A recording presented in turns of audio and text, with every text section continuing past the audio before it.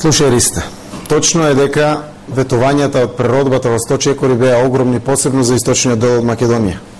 Денеска, буквално, источниот дел на Македонија е заборавена. Ветувањата беа огромни, но денеска ниту едно поле немаме никаков резултат.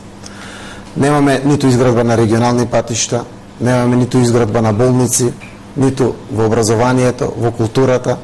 Не зборуваме за било какви странски инвестиции заради тоа што згасна и постојните стопански објекти во Македонија. Неколку пати владата се сликаше на камен темелници на индустријски зони. Еве, после 4 години тие се голи полјани. Експроприира со огромни суми народни пари земјиште за карго аеродром. Денеска нема ништо од карго аеродромот, ниту најава кога тоа ќе се прави. Но состојбите нема да останат така. Се гледа нивниот крај. Јас сум од Источна Македонија. Јас работам во Источна Македонија и покажувам дела во Источна Македонија.